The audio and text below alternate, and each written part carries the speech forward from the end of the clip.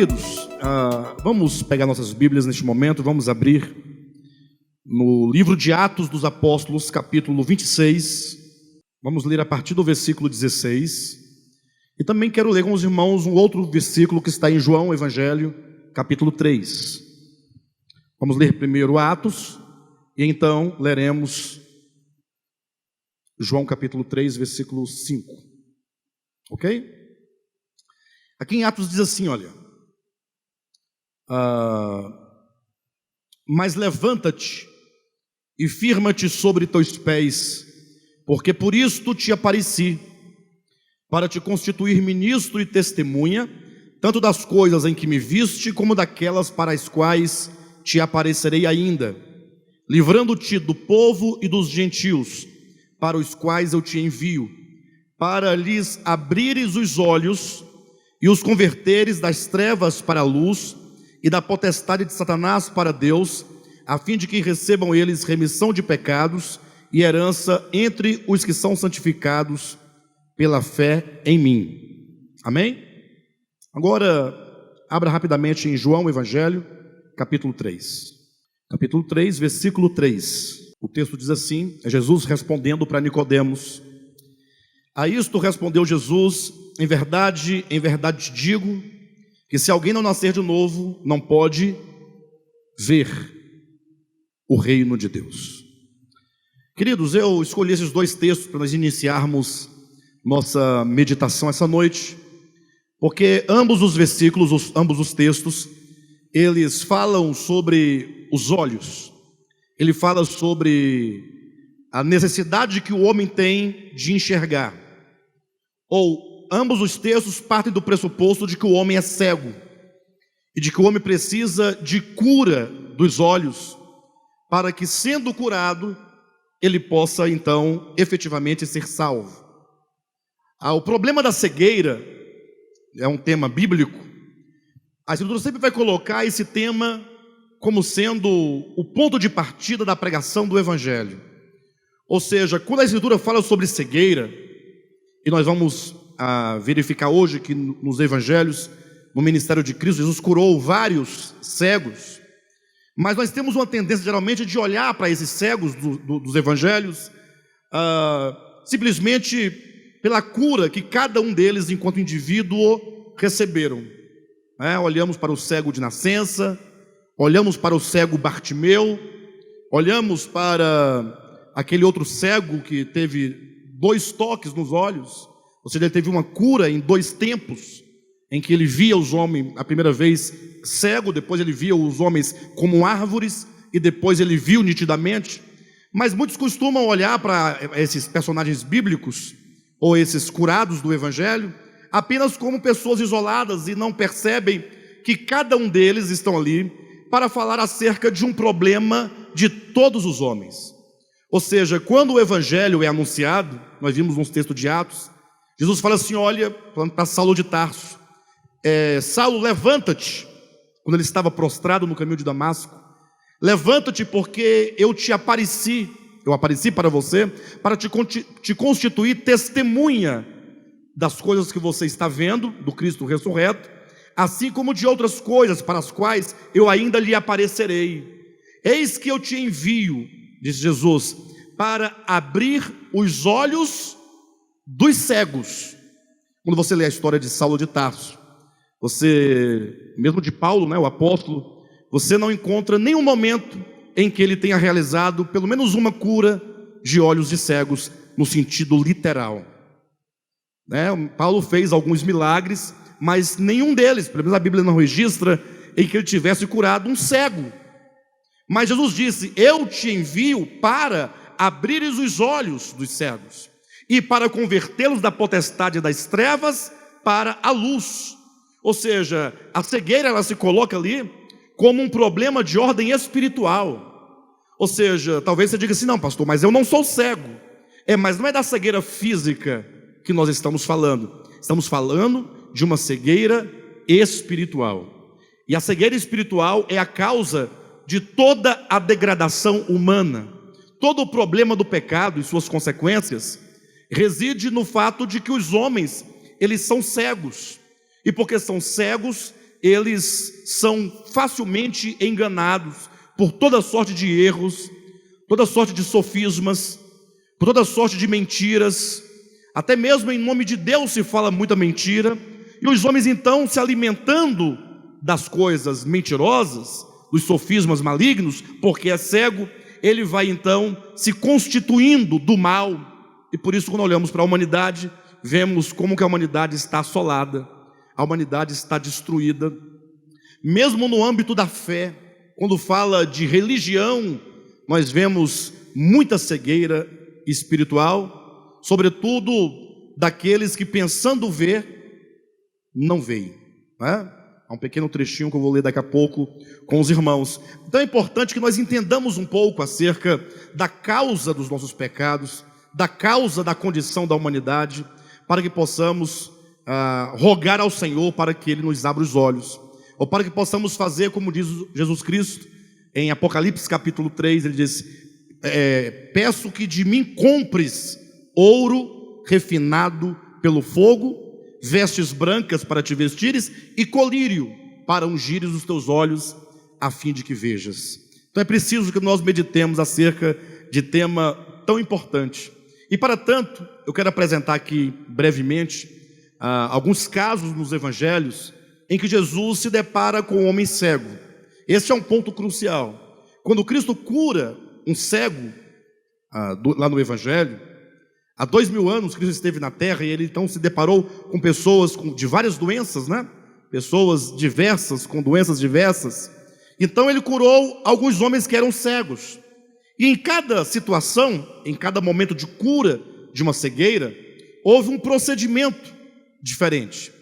Então eu entendo que para cada cura de cego, havendo um procedimento diferente para cada uma delas, o Senhor quer nos falar algo, quer nos mostrar talvez vários aspectos da cegueira, vários efeitos que ela pode nos trazer, e sobretudo vários processos nos quais nós passamos para podermos experimentar uma verdadeira cura dos olhos espirituais. Em suma, é aquilo que Cristo disse: e conhecereis a verdade, e a verdade vos libertará. As pessoas andam em busca de libertação, não é ou não é? Querem se libertar de diversos problemas, diversas angústias, e Jesus disse que a cura está no conhecimento da verdade. Somente quando o homem ele tem os seus olhos abertos e ele pode discernir a verdade divina, a verdade da nossa existência, a verdade que está implícita diante dos nossos olhos, porque não podemos ver, somente quando ele consegue ver é que então ele é liberto de toda sorte de engano. Eu quero começar então apresentando o que está em João, o Evangelho, no capítulo 9, quando fala acerca de um cego de nascença. Jesus curou um cego de nascença, né? Não vou ler o texto porque é longo, eu não tenho tempo de me deter em cada um desses aspectos, mas eu vou citando, os irmãos fiquem à vontade para em casa fazer a leitura de todo o texto. Diz o texto que Jesus curou um cego de nascença. Ora, só o título, né, já mostra claramente que essa cura, ela quer indicar imediatamente que todos os homens nascem cegos. Esse é um princípio. A Escritura diz que por um só homem entrou o pecado no mundo, e pelo pecado a morte, assim a morte passou a todos os homens, porque todos pecaram. Ou seja, a despeito da explicação que se dê, como pode o homem já nascer no pecado, o fato é que ninguém pode negar que todos que nascem, eles nascem debaixo de uma herança pecaminosa. Ele nasce debaixo de uma consciência, sob uma consciência, dirigido por uma consciência, inclinado a uma consciência caída. Esse é um fato. Você pode observar que quando nasce uma criança, por mais bem educada que ela seja, ela nunca poderá se livrar do pecado, do problema do pecado. Não pode se livrar do problema da maldade, do problema da inveja, do problema da raiva, do ódio, do rancor, coisas essas que a Escritura chama de pecado. Então, o fato é que todos os homens, eles já nascem nesse estado de cegueira espiritual e contribuem para alimentar essa cegueira inata essa cegueira de nascimento, a cultura humana. Imagine vocês que quando eu nasci, cada um de vocês também tem a sua própria experiência, logo eu fui inserido dentro de um ambiente. Primeiro, o ambiente é o ambiente da família, depois vem o ambiente da escola, depois vem o ambiente, ou mesmo antes, vem o ambiente da igreja, né? E ali você começa a receber uma série de informações. E então a criança, por não ter o discernimento, por não saber discernir o certo e o errado, aquilo que é bom, o que é mal, o que é correto e o que não é, ele não consegue discernir, ele simplesmente vai recebendo informações de toda natureza, mesmo religiosa, e vai então formando um conceito de todas as coisas. Ele passa a ser constituído na sua mente, no seu coração. E às vezes a pessoa morre depois com 60, 70, 80 anos, sem descobrir que muito do que ele concebeu por verdade, muitas das coisas que foi concebido no seu coração, por instrução da família, instrução da escola, instrução da religião, que determinou inclusive o seu viver, determinou a sua vida, a pessoa às vezes morre sem descobrir que aquilo era um grande engano. Talvez a melhor coisa que nós podemos ter é um coração ensinável, no sentido de termos um coração aberto, como quem diz: Senhor, eu não quero tomar aquilo que sei por verdade absoluta, eu quero aprender, eu quero ter a oportunidade de compreender algumas coisas que ainda não compreendi. Esse reconhecimento é muito importante, isso porque nosso orgulho é muito grande, o orgulho do homem. Não raras vezes nós ouvimos pessoas dizendo assim: olha, mas eu nasci católico e eu vou morrer católico. Ou seja, a pessoa ela já tem algo formado na mente dela. Mas para não falar somente do católico, para não ficar tendencioso, também tem aquele que diz que nasceu evangélico, se orgulha dizendo: eu nasci em lar evangélico. Eu falo misericórdia. É uma pena, porque vai dar mais trabalho para o Espírito Santo te mostrar, te convencer, te iluminar. Por fim, eu creio que o Espírito Santo consegue, ele vai sim te alcançar, mas talvez demore muito tempo em razão dos muitos sofismas, das fortalezas geradas dentro da alma humana, mesmo por meio do discurso religioso. Então as pessoas às vezes ela tem um parecer, tem um conceito, tem aquilo por verdade absoluta e não se abre para entender as coisas. Essa é uma manifestação, é um sintoma de profunda cegueira espiritual. Somente uma coisa pode curar o homem dessa cegueira inata, é a palavra de Deus. No episódio em que Cristo cura o homem, interessante que Cristo faz lodo, né? Ele cospe no barro, faz um lodo, aplica aos olhos do cego. Me parece que talvez uma das questões aqui relacionadas é que a pessoa que nasce cega, embora ela tenha ciência da sua cegueira, mas como ela nunca fez uso dos olhos, como ela nunca enxergou, então os olhos ficam ali praticamente sem nenhuma função, a pessoa nem mesmo percebe que tem olhos. É mais ou menos assim, a pessoa que tem uma boa respiração, pulmão bastante, alargado e respira bem, a pessoa não sente que está respirando.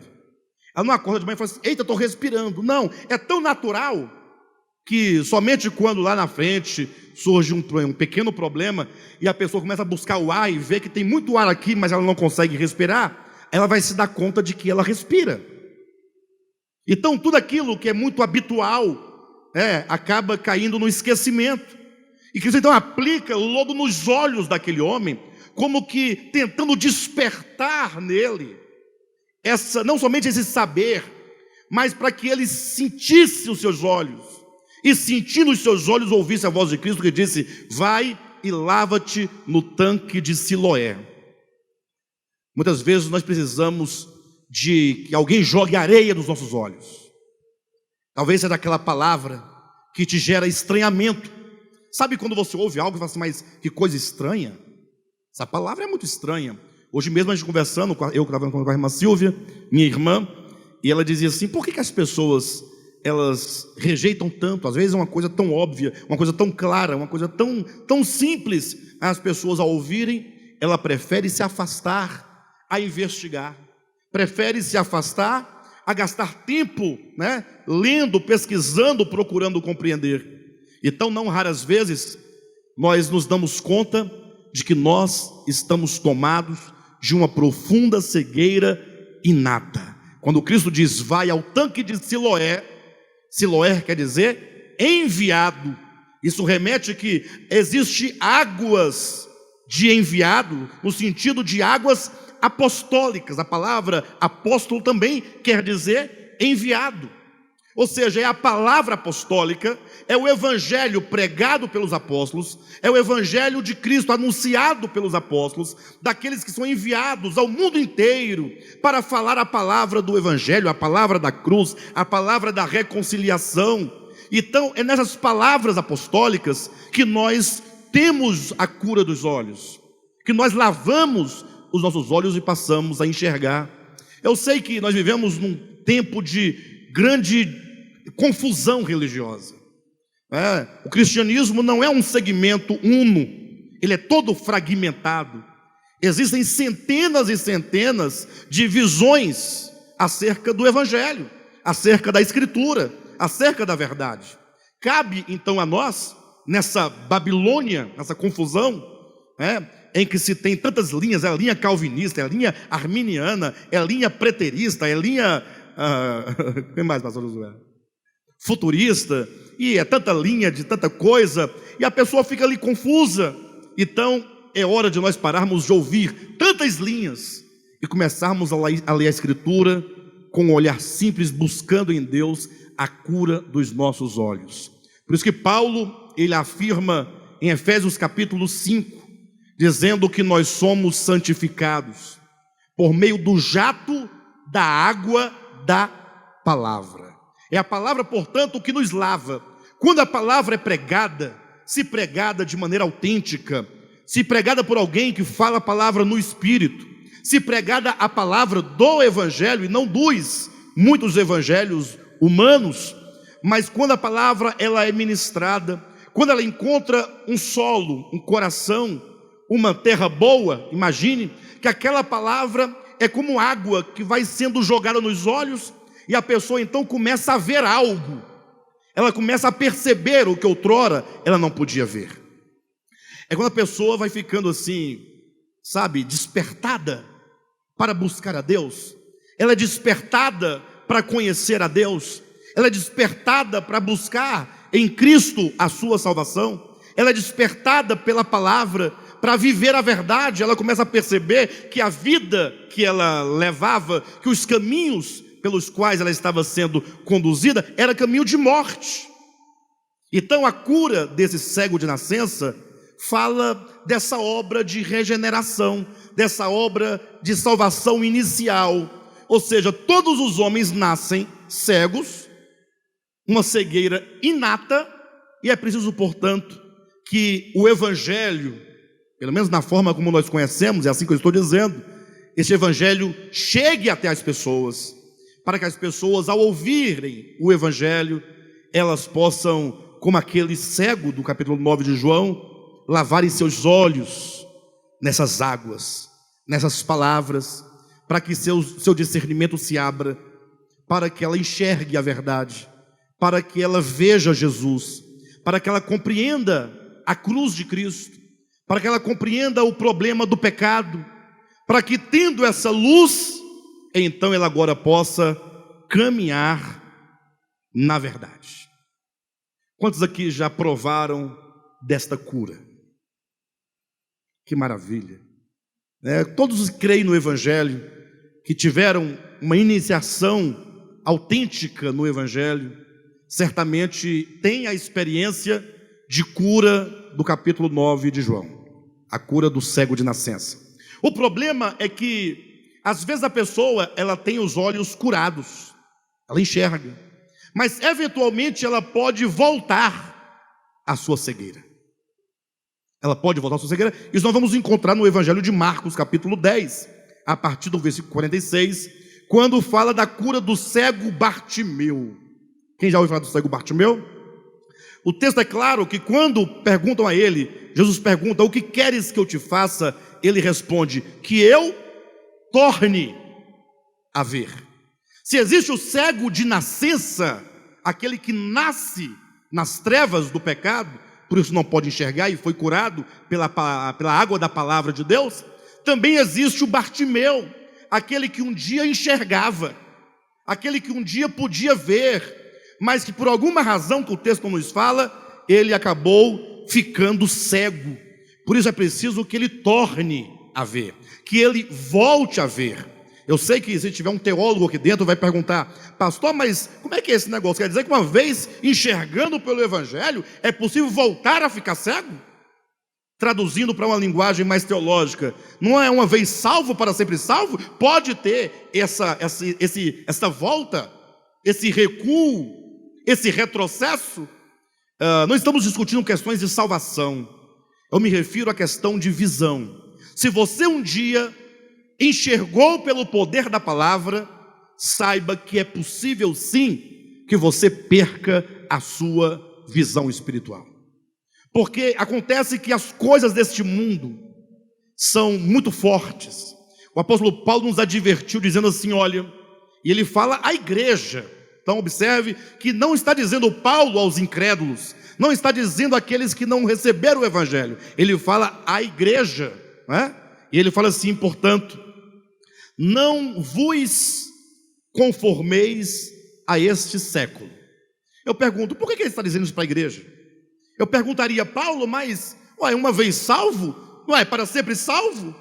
Por que você está dizendo para nós não nos conformarmos a este século? Porventura é possível um crente em Cristo Jesus, que creu no evangelho, que recebeu a palavra, que teve os olhos abertos para a verdade, é possível que ele seja conformado, moldado conforme este século? Ora, se Paulo diz, né, não vos conformeis a este século, certamente é porque é possível que essas coisas aconteçam.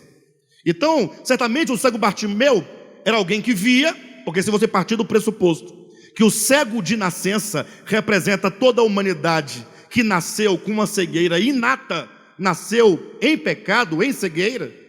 Então agora nesse Bartimeu, se ele via, então nós estamos passando de um ponto de alguém que não enxergava, nunca enxergou, cego de nascença, que veio a enxergar, agora está enxergando, mas por alguma razão, por algum motivo, ele perdeu a visão. E é necessário que ele volte a ver. Certamente, esse século, como diz o apóstolo Paulo, na sua correnteza, na sua força, por meio de uma série de coisas, espirituais ou não, o fato é que você permitiu que muitas coisas entrassem no seu coração. Você permitiu que muitas coisas distraíssem o seu coração da verdade. Talvez você começou com muita empolgação, quando você enxergou, uma pessoa enxerga, puxa, uma alegria, né?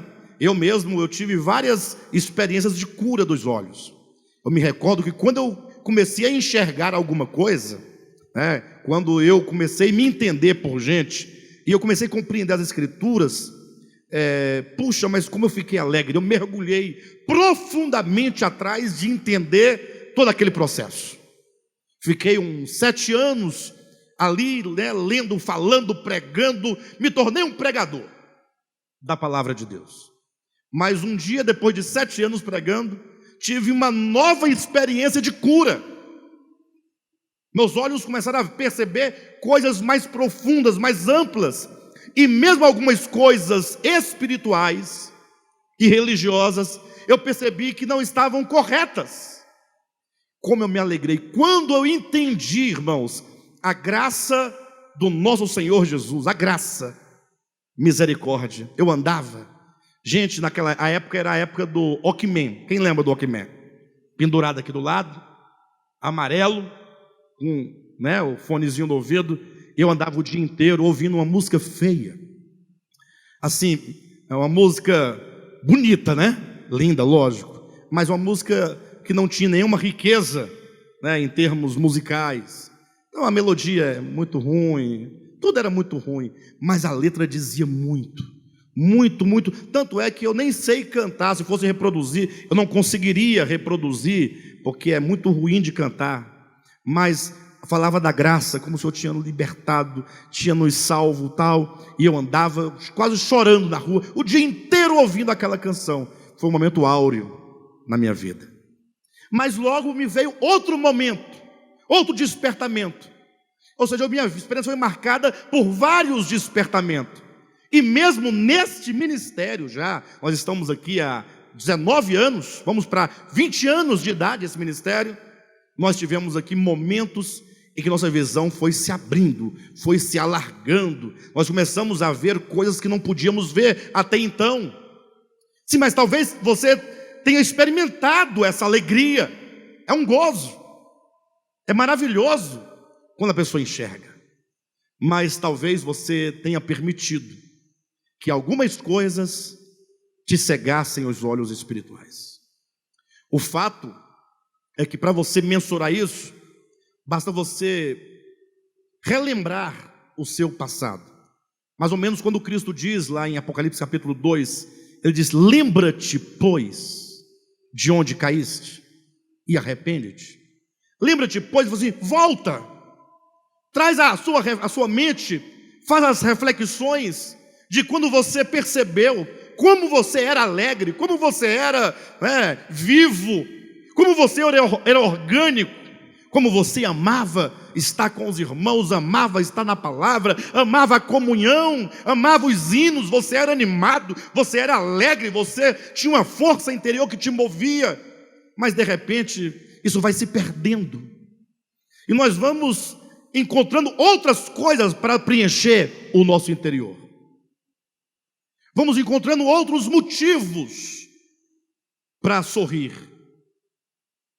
Daqui a pouco você percebe que no trato para com a palavra, para com a verdade, até que você confessa a verdade, mas você talvez não tenha tanto ânimo, talvez não tenha tanta garra, talvez não tenha tanta alegria, talvez você agora até já relativiza as coisas espirituais. Talvez você diga assim: não, mas não, também não é desse jeito assim não, calma. E aí você então percebe que você precisa de ter reabertos os olhos espirituais. Mas não basta você saber que precisa ter os olhos espirituais abertos. Olha, lá na cura do cego Bartimeu, é dito que ele estava assentado à beira do caminho. Ora, isso não sinaliza? Para que serve um caminho, queridos? Não é para caminhar? O caminho é para que ele seja transitado. Então você um dia entrou nesse caminho e começou a andar, e todos estão andando, mas por um motivo que eu não conheço, talvez nem você mesmo saiba discernir exatamente, você parou na estrada e ficou assentado, cego, à beira do caminho, coberto por uma capa. Bartimeu, então, primeiramente, ele tinha a ciência, o conhecimento de que ele estava cego. Ele sabia que um dia ele já havia visto. Ele conhece a visão, ele sabe o que é enxergar, diferentemente do primeiro lá de João capítulo 9. E então agora, sabendo, ele começa a clamar. Ou seja, seu caso não está perdido. Agora você tem que saber que você já viu. E você tem que saber que é possível que você volte a ver. E você precisa querer enxergar. Você precisa desejar enxergar. Querer muito. Talvez igual aquele homem, né? Mudando de cego para paralítico. Mas Jesus perguntou, ele estava num tanque de Betesda há 38 anos. Jesus pergunta assim para ele, né? Para o paralítico de Betesda, se ele desejava ficar curado. Queres ser curado? Não parece inicialmente uma pergunta um pouco tola? Olha, ele está no tanque de Betesda, ele está ali há 38 anos. Quem é que estando paralítico não quer andar? Mas essa pergunta não é tão óbvia assim. porque não poucas pessoas amam a sua atual condição. Estando em miséria, querem permanecer na miséria. E se tem uma coisa que Cristo não faz, é invadir a vontade humana. É certo que o Espírito Santo está trabalhando profundamente para que a sua vontade seja mudada, seja permeada pela vontade de Deus. Mas nunca Ele vai entrar sem que você diga: Senhor, entre na minha vida. Não tem calvinista do mundo que consiga explicar de outra maneira o texto de Apocalipse capítulo 3, versículo 20, quando Jesus fala assim: eis que eu estou à porta e bato. Puxa vida! Jesus, quanta elegância, quanta educação. Eis que eu estou à porta e bato. Se alguém abrir, ou se alguém ouvir a minha voz e abrir a porta, eu entrarei. Tem uma condição. Voltando para o nosso cego do evangelho, o cego Bartimeu, ele não somente sabia que ele já havia enxergado, conhecia a visão, não somente ele reconhecia que ele estava no atual momento cego, como agora diz a Escritura, que ele começou a clamar: Jesus, filho de Davi, tende misericórdia de mim. Jesus, ele clamava em alta voz, a ponto de os discípulos: Senhor, atende esse cego, pelo amor de Deus, que ele não para de gritar, ele não para de incomodar. Tamanho desespero, tamanha a vontade que ele tinha de enxergar. Olha para a sua condição, meu irmão. Talvez você precise de gritar, de clamar: Senhor, tende misericórdia da minha condição. E o Senhor certamente vai te perguntar: o que queres que eu te faça? Aí você responde para Ele: que eu torne a ver. Tem que ter um desejo aqui dentro, profundo, de querer ver. Agora, se você já acha que já viu tudo, talvez você não tenha visto nada. E talvez, se você acha que o seu atual estado, sua atual condição é de plena saúde dos olhos, saúde espiritual, talvez seja essa a sua cegueira. Senhor, eu preciso ver, preciso enxergar. Mas também tem porque tem aqueles que viram, ouviam e foram impedidos de continuar a ver pela cegueira, o caso de Bartimeu. Mas tem aqueles que também foram alcançados pela palavra. E aqui é um detalhe interessante: é o cego que está no capítulo 8 do Evangelho de Marcos, a partir do versículo 22. Jesus chegando para ele estava na aldeia. Diz a Bíblia que Jesus pegou ele pela mão, olha o processo, e foi saindo para fora da aldeia. Primeiro passo de Jesus para curar alguém, no caso com essa característica, é sair da aldeia. Vamos para fora da aldeia. Chegando fora da aldeia, Jesus pegou, tocou nos olhos dele e diz: e aí, você já está curado? Ele disse: agora estou vendo, pai, que maravilha, eu estou enxergando. Jesus falou assim: o que você está vendo? Estou vendo árvores, árvores em movimento, árvores andando. Ele se referia aos homens. Jesus percebeu que ele estava curado, mas nem tanto. Ele precisava de uma cura mais profunda, uma cura mais intensa, uma cura mais específica. Jesus então tocou nos olhos daquele cego pela segunda vez e falou assim: e agora? Ele falou assim: não, agora eu estou vendo os homens como homens que eles são. Já não via mais os homens como árvores. O que significa que aquele primeiro cego, o cego de nascença, quando ele é trazido para ser curado, é possível que, sendo a pessoa curada, ela tenha então uma visão meio turva, uma visão meio confusa. É necessário um segundo toque de Cristo para uma cura plena. Talvez alguém diga: pastor, você tem umas conversas, a obra de Deus é perfeita, quando Ele cura, Ele cura. Talvez você diga isso. Mas eu estou citando o caso que Cristo tocou nos olhos do cego. Está na sua Bíblia, Marcos capítulo 8. E ele via embaçadamente, diz o texto. Somente com o segundo toque é que seus olhos foram plenamente curados e ele pôde ver então nitidamente.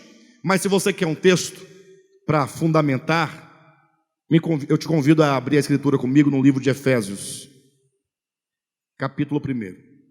Capítulo 1, versículo 1.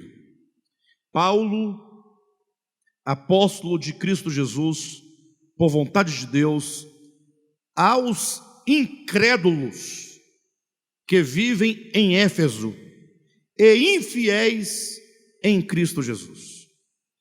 Essa carta é endereçada a quem? Aos santos e fiéis. Então Paulo vai falar com os santos e fiéis que moram em Éfeso. Capítulo 1 ainda, versículo 15. Por isso também eu, tendo ouvido a incredulidade que há entre vós no Senhor Jesus. É a fé? Então ele está falando assim: eu tendo ouvido a fé que há entre vós no Senhor Jesus e o amor para com todos os santos. Então ele está falando da fé desses santos e fiéis, sim ou não? Não cesso de dar graças por vós, fazendo menção de vós nas minhas orações, para que o Deus de nosso Senhor Jesus Cristo, o Pai da glória, vos conceda. Eles tinham o que Paulo vai pedir? Eu oro para que Deus conceda a vocês. Conceda o quê? Espírito de sabedoria e de revelação. Paulo está dizendo: eu peço que Deus dê a vocês espírito de revelação, ou seja, que vocês possam enxergar aquilo que está velado, aquilo que não pode ser visto. Ele diz assim: para que o Pai da glória vos conceda espírito de sabedoria e de revelação, no pleno conhecimento dele, iluminados os olhos do vosso coração, para saberdes. Então esses irmãos aqui, eles não sabiam o quê? Para saberdes qual é a expressão do seu chamamento. Pastor, mas eles deviam saber. Com certeza devia saber. Bem, nós temos dois problemas. O problema daqueles que não sabem teologicamente. Se perguntar qual é a esperança do seu chamamento, ele fala assim: morar no céu. Ele quer ir para o céu, para as nuvens. Ele quer morar no meio dos anjos. Imagine só. E isso por causa de outros problemas teológicos e de leituras equivocadas da Bíblia. Porque diz que vai ter uma cidade santa descendo do céu. Aí já é uma série de problemas, porque a cidade lá, diz o texto, é a própria igreja que é a noiva do Cordeiro. Lá diz isso. Nem precisa de revelação, está escrito. E segundo que ele querendo ir para o céu, diz a Bíblia que a cidade desce do céu para a terra. Ele quer ir e ela está descendo. Vai ter um desencontro, ele subindo e ela descendo. Cegueira faz parte disso aí. E tem o problema de, sabendo dessas coisas, ou sabendo que não é assim, ou sabendo mesmo a verdade que a Escritura nos revela, essa verdade não entrou no coração, porque não controla. Porque se eu tenho uma esperança do meu chamamento, eu sei que eu fui chamado, e eu tenho uma esperança até que esse chamado se concretize na minha vida. Então eu sou movido por um alvo, por um objetivo. Eu tenho uma razão para prosseguir, e então eu tenho que perseguir este alvo. Mas quando a verdade não entra no coração, a pessoa não sente, não percebe, não caminha, porque não pode ver, porque não pode enxergar. Então Paulo está dizendo para crentes, para santos e fiéis: vocês precisam de ter os olhos do coração abertos. Ora, mas se eles são fiéis em Cristo Jesus, E se eles têm fé em Cristo Jesus, não têm os olhos abertos? Não, eles têm uma certa revelação, mas não toda. Por isso, quando olham, veem, mas não veem. Veem, mas não veem. Veem os homens como árvores. Veem as coisas distorcidas. É preciso um espírito de revelação, olhos abertos para enxergar, para compreender, para absorver. Então talvez haja aqueles que estão ali à beira do caminho, com sua vida espiritual parada, porque ele foi cegado pelo curso do mundo. Mas também há aqueles que vendo, estão caminhando, são santos e fiéis, mas a visão é turva, a visão é distorcida, e é preciso que tenha um processo de cura mais profundo, para que veja nitidamente. Por isso que a Escritura nos fala também da cegueira da igreja de Laodiceia.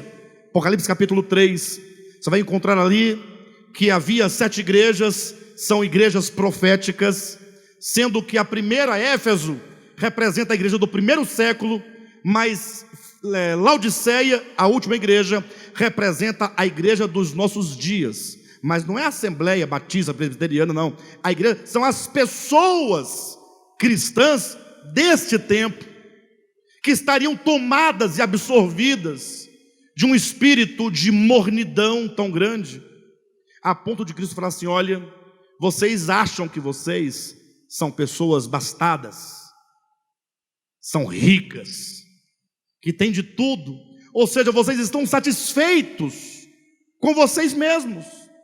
Como é que está a vida espiritual? Uma bênção, maravilha, né? Cada vez melhor. Vai ter agora um encontro, depois vai ter aquilo outro, tal. E Jesus fala assim: puxa, vocês não sabem que vocês são cegos. É Jesus falando da sua igreja. É uma condição espiritual, irmãos. Irmãos, não ignorem a cegueira. Cegueira é uma coisa sutil, mas tão sutil, porque ela vem cegando tão lentamente, que você não percebe que está perdendo a visão, até o ponto de você não enxergar mais nada, e não perceber que perdeu a visão. Eu trouxe um trechinho de um sermão de Padre Antônio Vieira. Aí o cego fala assim: ó, tá vendo aí, ó? Padre Antônio Vieira, vai lavar os olhos no tanque de Siloé, meu irmão. Mas é um trechinho em que ele fala sobre a cegueira. Eu falei assim: não, eu tenho que ler, né? O melhor seria se eu decorasse, para poder, mas como eu não consigo decorar muitas coisas, eu vou ler para vocês o trechinho. Preste atenção no que diz Antônio Vieira, pregador e escritor do século 17. Ele fala assim: a cegueira que cega cegando. Entenderam a frase? É porque, como é barroco, ele trabalha muito, né? A cegueira que cega cerrando, fechando, cerrar. A cegueira que cega, eu falei cegando a primeira vez, não foi? É a cegueira que está para enxergar a letra pequena. Não é, eu olho aqui e não enxergo direito. Está vendo? Mas essa cegueira aqui é da visão da carne, que a terra há de comer. Vamos lá então, o texto. A cegueira que cega cerrando, a cegueira que cega cerrando os olhos, não é a maior cegueira. A que cega deixando os olhos abertos, essa é a mais cega de todas. E tal era a cegueira dos escribas e fariseus, homens com os olhos abertos e cegos. Com olhos abertos porque, como letrados, liam as escrituras e entendiam os profetas. E cegos porque, vendo cumpridas as profecias, não viam nem conheciam o profetizado. Esta mesma cegueira de olhos abertos divide-se em 3 espécies de cegueiras. Ou falando medicamente, em cegueira de primeira, de segunda e de terceira espécie. A primeira é de cegos que veem e não veem juntamente. A segunda de cegos que veem uma coisa pela outra. E a terceira de cegos que, vendo o demais, só a sua cegueira não veem. Quem quiser ler o sermão todo, depois eu posso passar para você o nome do sermão. Esse aqui é apenas um pedaço, um fragmento de um parágrafo. Imaginem tanta coisa boa que não tem no sermão de Antônio Vieira, né? De todo modo, veja como ele coloca acerca dos fariseus, que eles, enxergando, não viam. Olha que coisa interessante.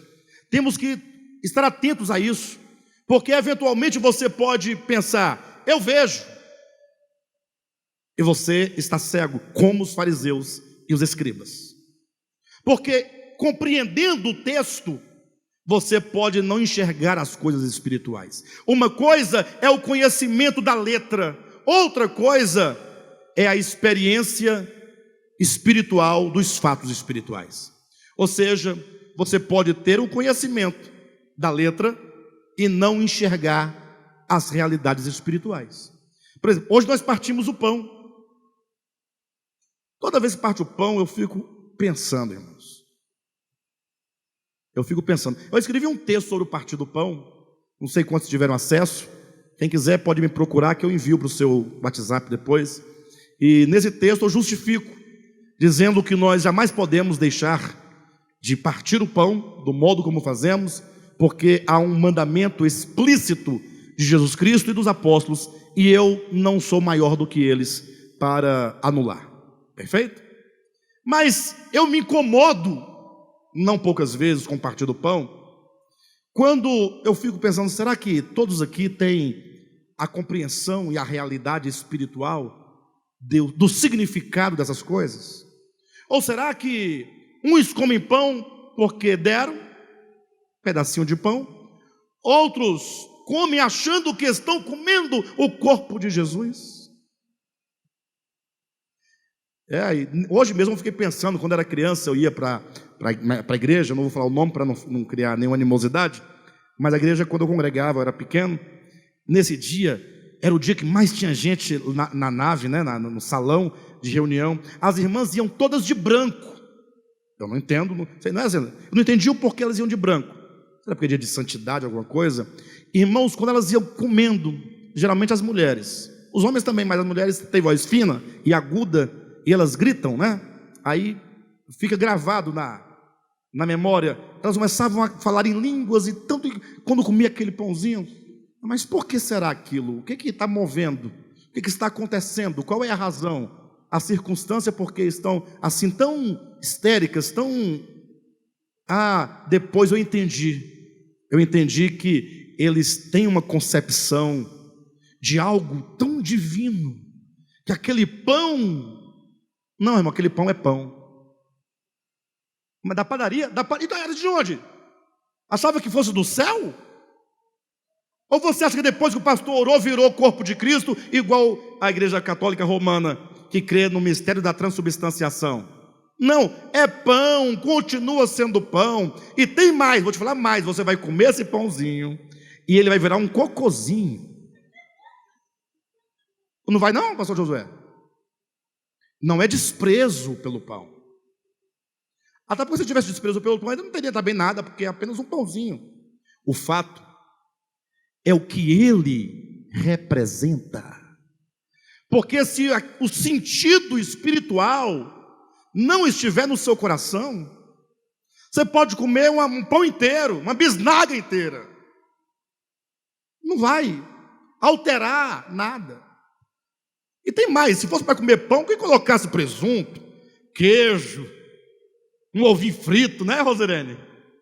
Um cafezinho quente, uma coisa.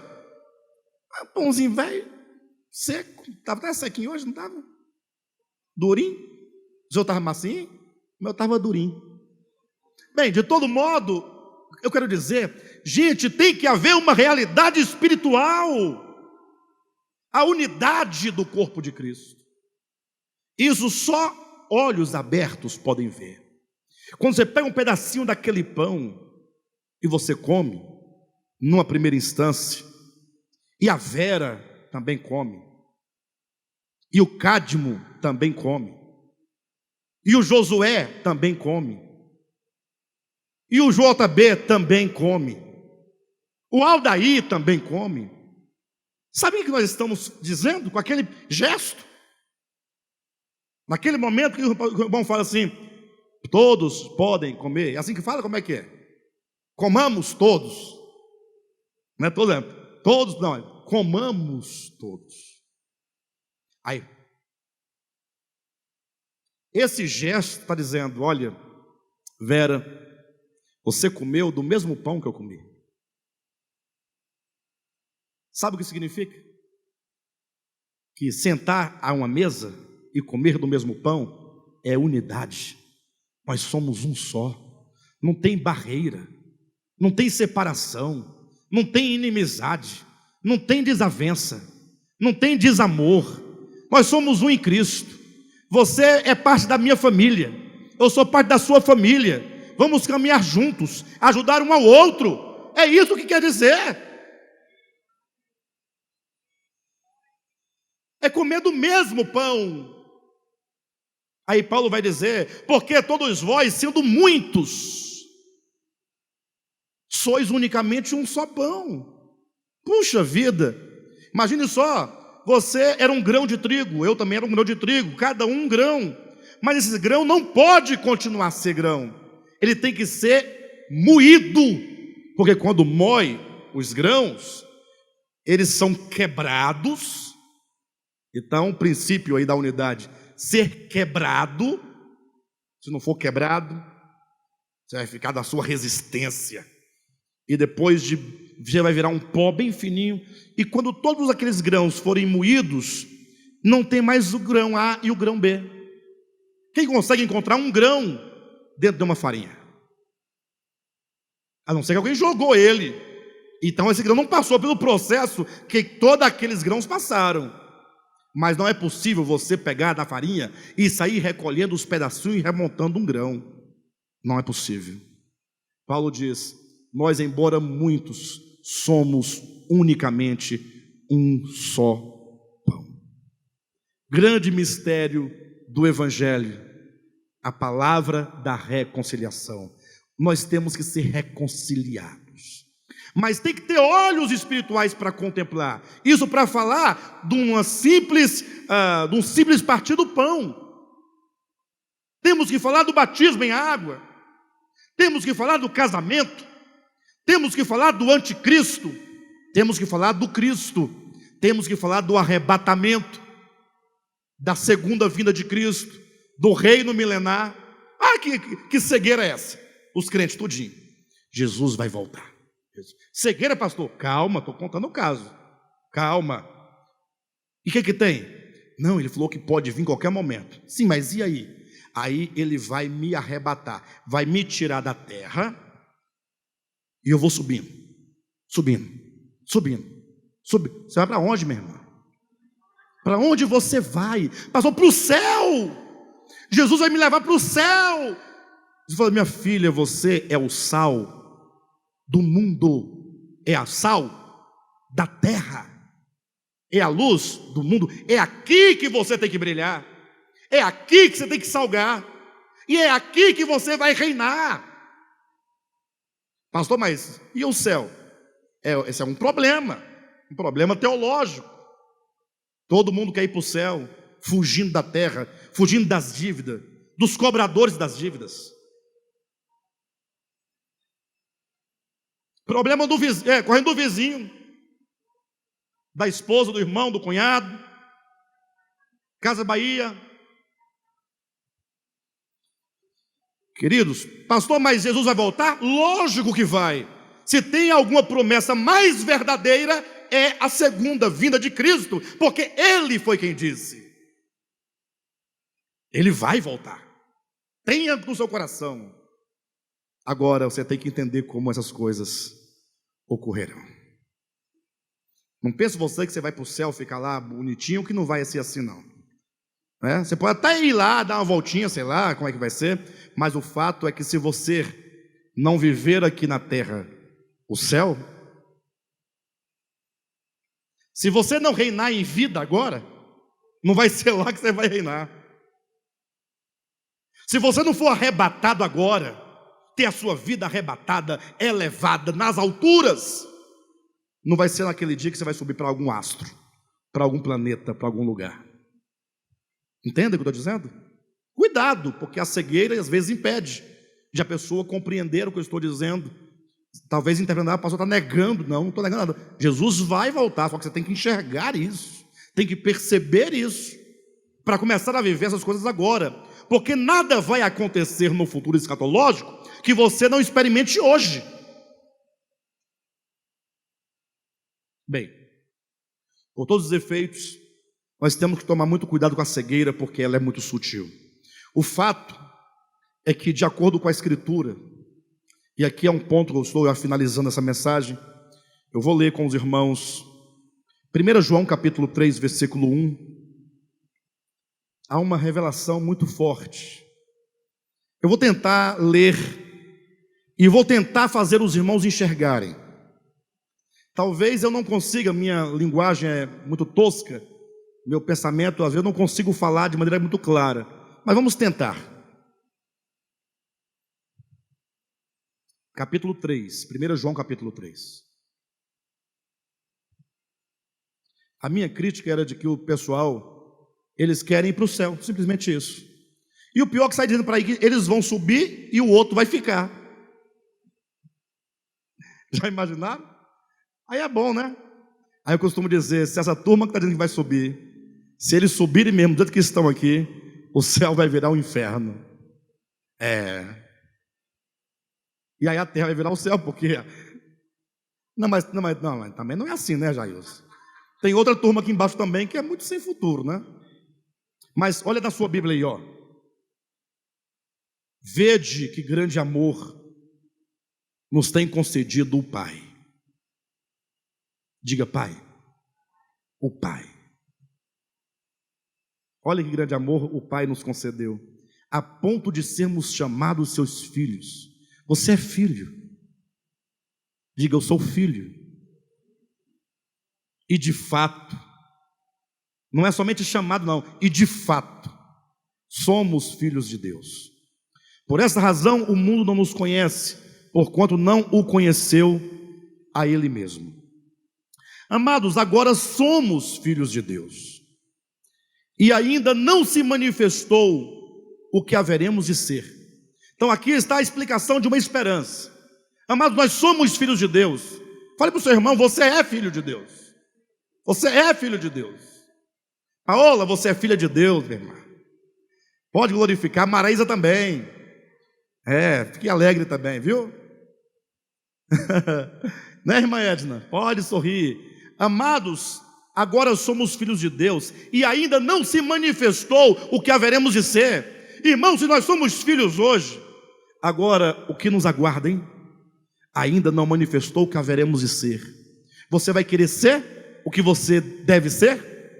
Quem deseja? De verdade? Irmãos, vamos orar por isso. Vamos orar por isso. Senhor, torne-me aquilo que eu devo ser. Que o Senhor me torne aquilo para o qual eu fui criado.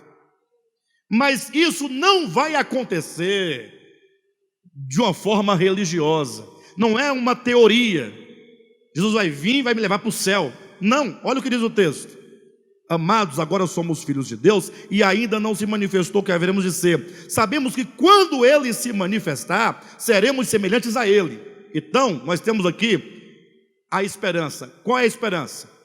Eu sou filho de Deus. Eu ainda não sou o que eu haverei de ser. Hoje eu sou filho de Deus, mas quando eu alcançar a promessa daquilo que serei, eu serei semelhante a Ele. Você quer ser semelhante a Jesus?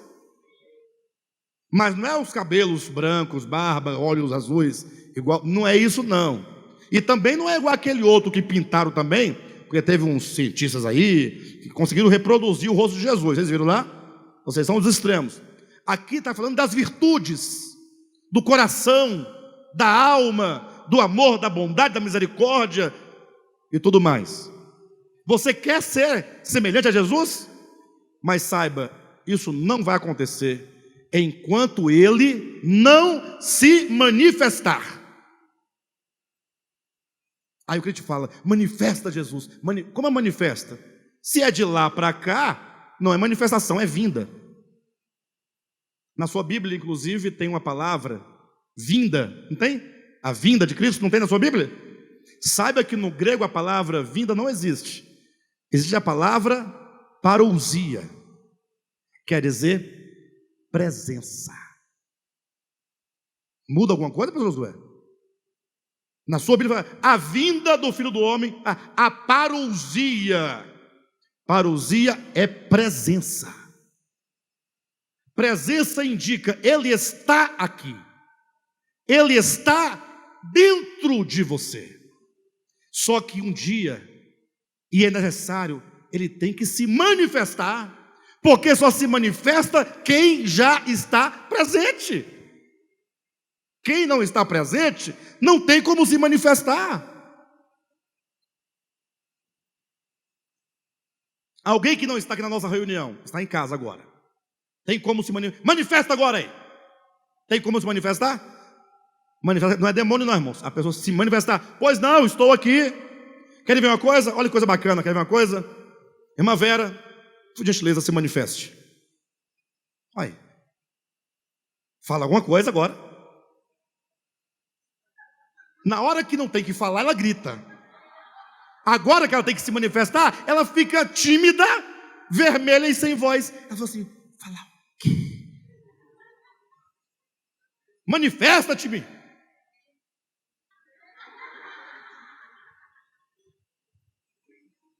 Manifestou? Ela se manifestou? Agora veja bem, pode sentar. A Jane, minha esposa, não está aqui presente. Ela está com a mãezinha e o paizinho dela que estão aí. Querem ver uma coisa? Jane, se manifesta aí. Tem como? Tem como? E se eu ligar para ela agora, ela vai se manifestar aqui? Ela vai falar assim, não, espera aí que eu estou indo para aí. Então é a vinda, está vindo de lá para cá. Mas quem está presente pode se manifestar. O problema é que Ele está aí, Ele habita em você, no seu espírito, no seu coração.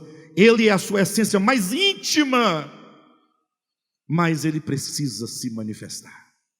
E quando então esse Cristo interior se manifestar, não vai falar assim, ei, eu estou aqui. Não, se manifestar em fruto do Espírito.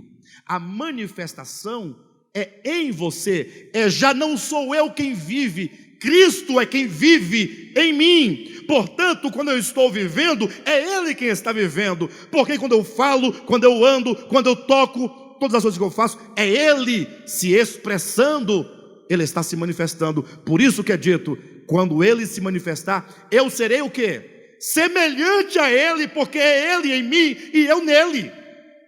É Ele vivendo em mim, está se manifestando. E o povo olha e vê o Cristo ou vê eu? Quando o povo olha, eu vou perder essa minha feição? Então Cristo vai se manifestar em mim. E quando o povo me vir, vai ver eu ou Cristo? Vai ver eu, minha feição. Sim ou não? E vai dizer assim, puxa, como você é semelhante a Cristo. Puxa, você fala como Cristo, você anda como Cristo, você abraça como Cristo, perdoa como Cristo, acolhe como Cristo. Mas, para que isso aconteça, olha o texto. Amados, agora somos filhos de Deus, e ainda não se manifestou o que haveremos de ser. Sabemos que quando Ele se manifestar, olha aí, em mim, a parousia em manifestação, seremos semelhantes a Ele. Por quê que eu serei semelhante a ele? E por que ele há de se manifestar? Porque haveremos de vê-lo como ele. Ou seja, sabe quando isso vai acontecer? Sabe quando é que ele se manifestará em você? E você será semelhante a ele? Quando você o vir como ele é. Questão de visão espiritual. Olhos abertos para enxergar. Porque muito do Cristo que nós conhecemos hoje é uma mera projeção religiosa, cultural e mesmo subjetiva de cada um de nós. Temos que dizer: Senhor, eu quero te ver como tu és. É ter a revelação interior do Cristo de Deus. Ou seja, ninguém chegará ao nível, ao ponto de ser aquilo que deve ser, Cristo em manifestação, e ele semelhante a Cristo, sem que primeiramente esta pessoa o veja como ele é. Agora, olha a distorção, olhem para mim. O teólogo lê assim: estamos aqui, cheio de quê? Cheio disso aí, ó. Não adianta fingir outra coisa. Para de bobagem. Tem muita tranqueira aí dentro do coração. Tem teia de aranha, garrancho, arame farpado, escorpião. É só alguém pisar no calo. Compra um carro do irmão e não paga não para ver. Aí você vai ver os bichos saindo. Belisca o filho do irmão. Belisca. Belisca o filho do irmão. Você vai ver o que vai acontecer com você. Aí, essa é a situação. Ele fala assim: pessoal, Jesus vai voltar à igreja. Glória a Deus! E nós seremos arrebatados para o céu. Aí pronto, aí a igreja vai para o mistério mesmo, né?